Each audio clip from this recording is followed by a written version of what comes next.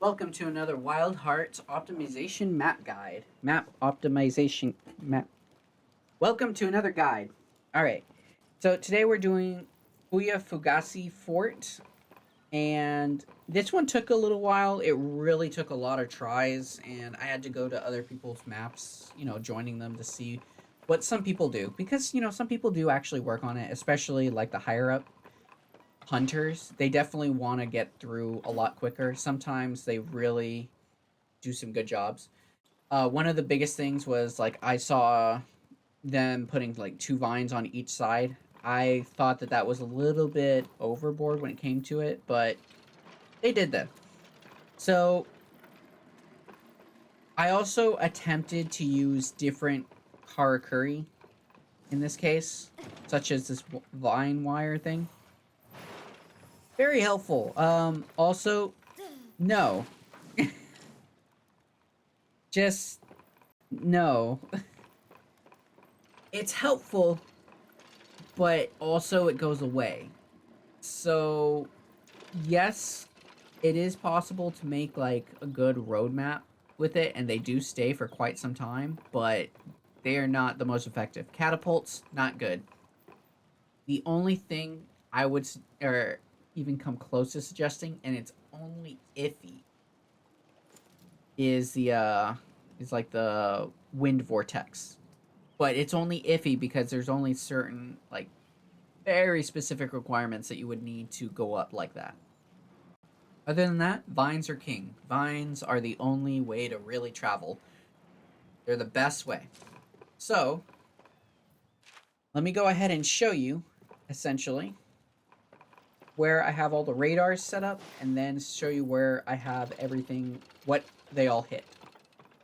So, I do have a radar over there. I'm not sure if it's easily noticeable, or if that was even it. Yeah, that was it. It just wasn't noticeable. You can see it. It's right over there. That's one. I have one at the very beginning down here. Hard to see, but it is there. I have one up here at the fort because this is my main base. This is where I chose to put my main base. Obviously, you don't have to have it here. It is helpful, but it's all up to you on where you put your radars. And then I have one over here, which is harder to see. I won't be able to see it from the building I'm at, but we'll find it later. So the thing with the beginning portion of this is the reason I have a wheeler here is it's not even necessary. I just have it here just to hit here. I wanted to reduce the amount of vines I was using. So this only hits one. The least optimal area, essentially, but I was just trying to save up on vines so I could optimize everything else. And now that I have everything good, I still have one vine available. So, but this is also good. The roller isn't like a bad way to traverse, especially if you have the speed up, because you can also crash it into the kimono for a little beginning damage whenever you start off. It's not the worst, and if you really want to like, it's it's not the best. I mean, you want to start off, you usually don't want to start off by just ramming a roller into them. You want to like put up traps, but you do you. It really depends on how you want to optimize it or how you do your own hunt.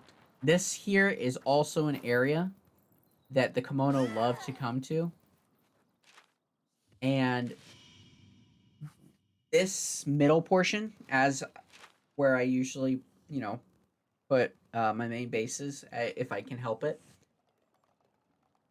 is where it can hit tons of areas. Like it hits here. It would hit these two, but this camp hits these two instead. But it hits here. It hits here. It can hit here, so you don't have to use the roller, and I'll show you how that later. It hits here. It hits here, and it hits here. That's a lot of places, isn't it? I'll show you how it hits there. You already saw one of them. One of them to hit over there. We have a vine up here at the center, up and ready. You just take it, and you'll end up over at the little area across the bridge. And it also can be used to go over there as well if you want to like re-aim it. It's not a bad idea. I've done it a couple times. And then it hits over at the village for sure. I have it in a wonky area because I wanted it on a building rather than barely on the ledge. Because if I had it up here, it would be really scraping it to try to get up there. I mean, I guess I could have had it right here, but that's fine. I didn't really care too much on that one. And then you got right here. Now what you can do is you can put this closer off the bridge, like set it right here where it shoots right here, and then you can put this here.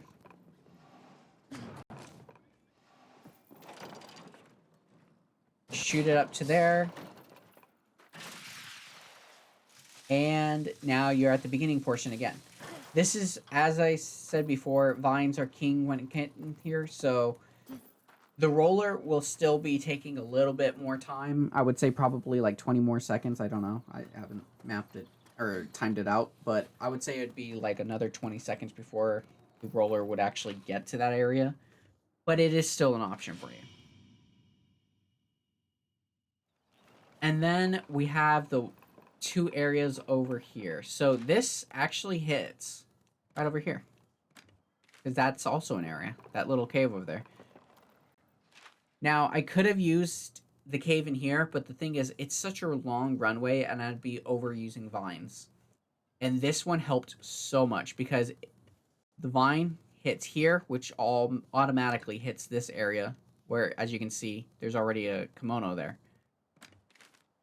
So what you'll do is, unlike in the first map where, you know, you rode the line and then, bam, you'd have to jump off earlier. This one, it hits the corner, so you don't have to jump off. And you're already at this one spot right here, as you can see. And you can even, you know, go a little bit further across if you want to start up from over here. Really depending on how you want to do it. And then there's a third vine right here just to get up here.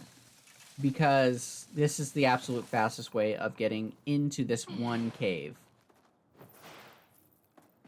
And it's so annoying anytime the kimono come to these caves, though.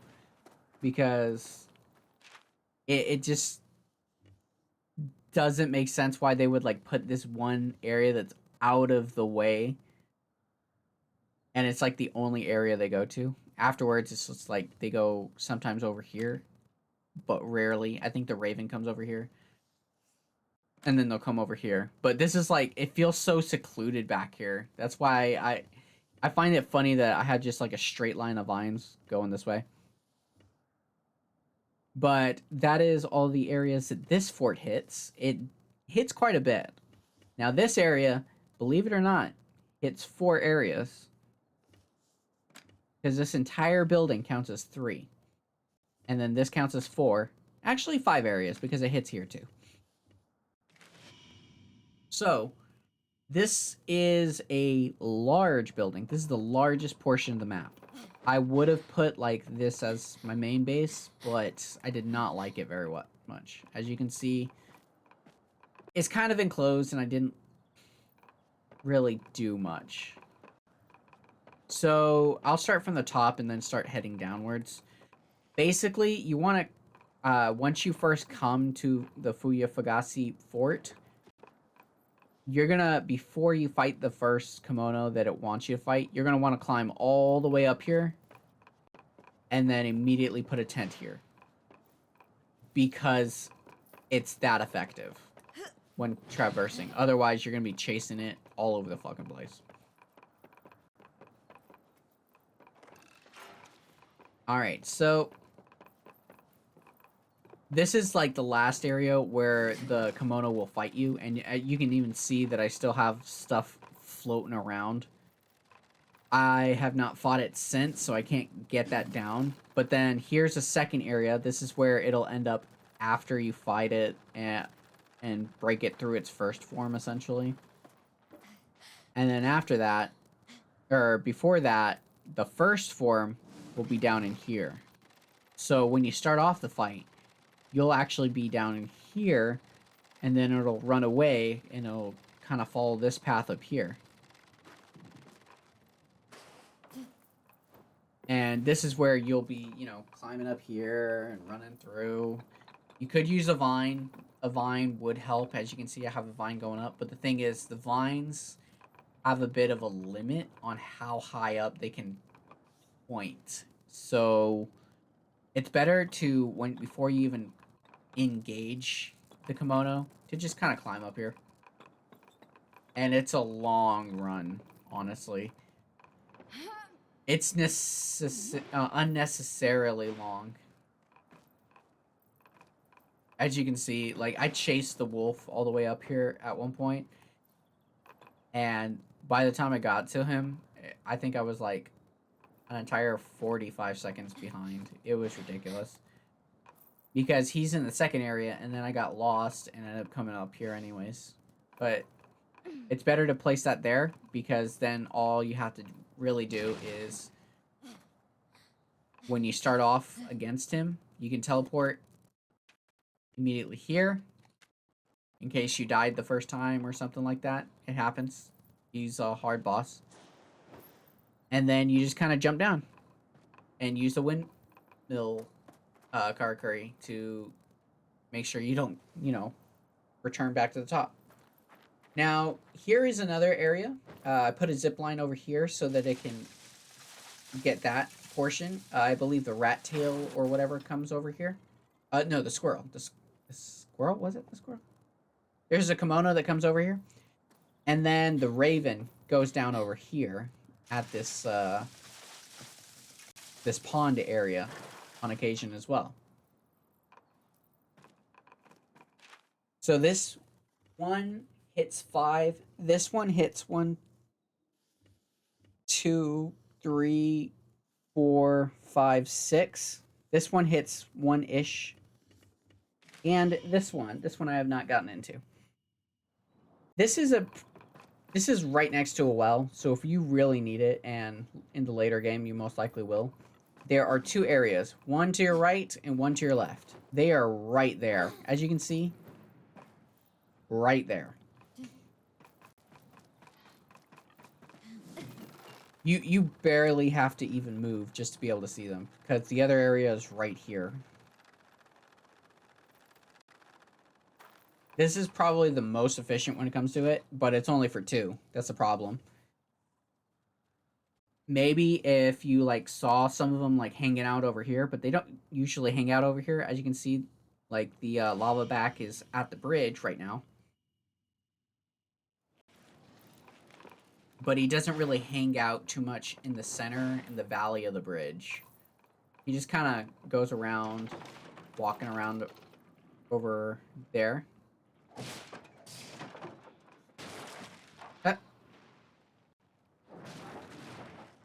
What the heck? What a jerk. I didn't know he jumped up there. I've never seen him walk this path before. That's completely fine, because I can place one right there. And it's just as effective. And for that one, well, honestly, what you could actually do is place one right here. And then place one right here, and it should still hit up there. And it's out of the way. I didn't know he jumped up there. Otherwise, I probably would have definitely moved it. I haven't seen him run through there before. But let's see where he's going and see how fast it'll take me to get to him right now, because I just teleported.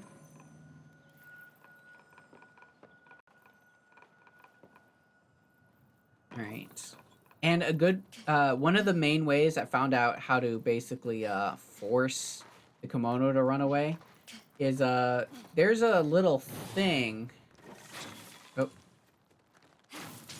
There we go.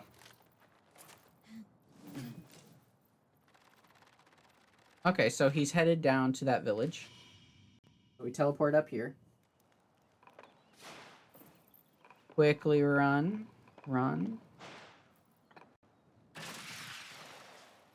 And we're there. All right. Now, what I'll do is also clean up a little. Okay, so if I were to say go up here, I believe he won't be able to hit me. So, because he's not able to hit me,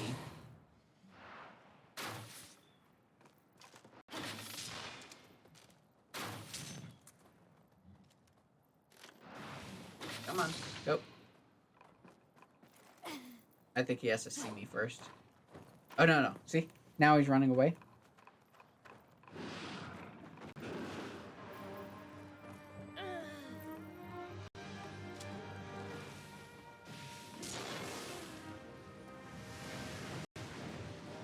As long as I'm in this area, like, I thought of, hey, if I shoot from here, he can't get me. I'll cheese out the game. But then I found out, if you do this, he'll run away to a different area because he knows he can't get you, so he's just running away. So it forces the kimono to run away. I had no idea about this until, like, my 18th hunt. You can be a real jerk when it comes to doing that too, because if you're a bow user, you can literally keep the monster away from everyone, and everybody will just be like, "What the heck is going on?" But you get to see firsthand on how it looks quickly traversing through the area. See, I'm already here, and then that's not gonna hit. Oh, snap.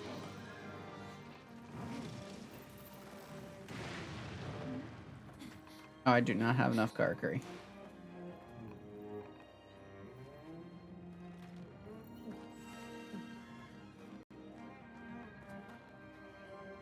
Here, let me get back up there. Oh.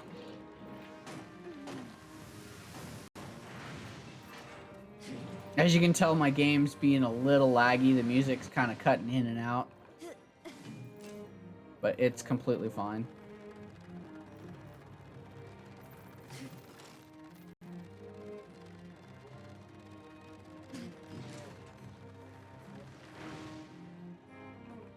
Alright, so if I start hitting up here, now we should be running away. Come on. Alright, there we go. And because of that, now he should be going to that one cave area. And you can see how efficient this is when it comes down to it. All you have to do is run. You could let go earlier if you want to, but there's really no need. Like, I'm just going to hold forward right now. See? He immediately goes for it. I was actually a little worried, so I held back. Now, they might beat you to this area first. That's fine. Just because it's optimized does not mean that you will always beat them to the area. It just means that you'll get there faster than you would have running.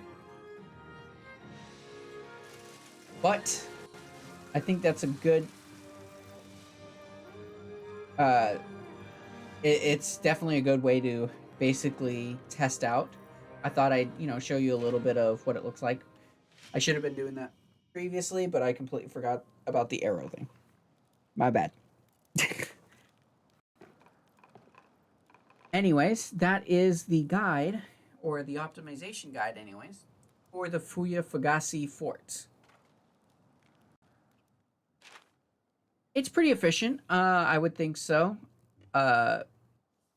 If you don't want like the little tent here,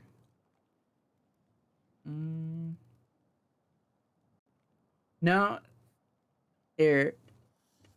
Like, you can take this one out, but the thing is, like, when it's in these specific areas, like these two areas, it actually reduces the price of the tent, so you're able to have two more. So it's not really going to do too much when it comes down to it. So there's no real other good place to put the tent, at least for now. If you needed a fourth tent for sure, then what you could do is actually put the tent here rather than traversing through here. Or you could actually put a tent in town, which means you could take out this one and you could probably take out these two. It's an option. I'm not sure if it's like the full on best option. I haven't actually considered that, but it's there. Other than that, it should be easy to traverse and get through the Fuyufuagi fort for itself.